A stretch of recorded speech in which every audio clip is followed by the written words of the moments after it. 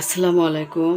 আমি এখন রান্না করব বাটা মাছের কাঁঠালের বিচি এবং 2টা আলু এবং বেশি করে পেঁয়াজ দিয়ে একটু চচ্চড়ি করতেছি। তো পরিমাণ মতো লবণ, যেহেতু তরকারিটা অল্প, লবণ অল্প, পরিমাণ মতো লবণ,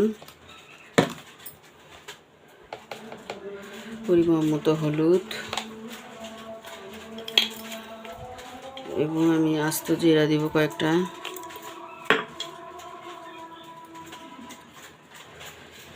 এখন আমি হাতে মেখে দিব।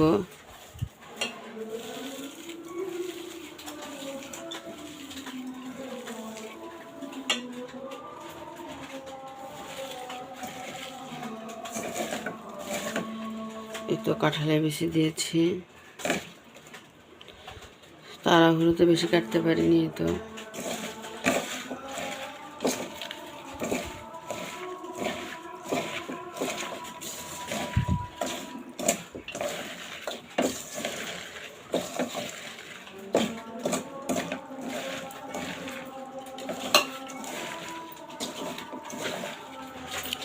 এখন আমি পরিমাণ মতো তেল দিয়ে দেব।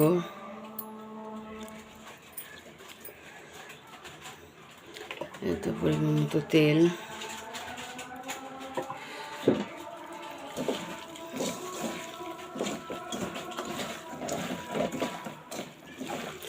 এই হাতে মেখে দেওয়া এই চচ্চড়িটা এত মজা লাগে। পেঁয়াজ মরিচ চচ্চড়ি ভালো লাগে, আর 2-1টা আলু দিয়ে খুবই ভালো লাগে।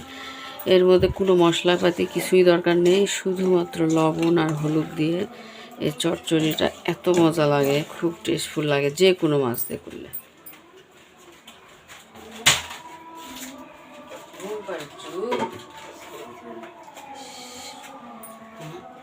ও আল্লাহ, ঘুম পাড়িচ্ছ।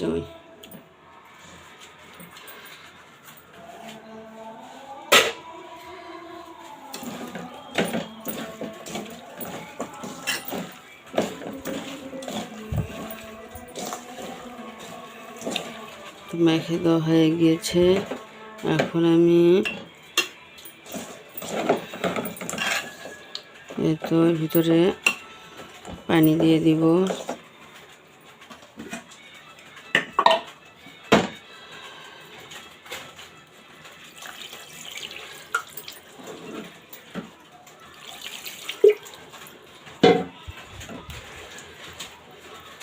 তো পানি দিয়ে দিয়েছি।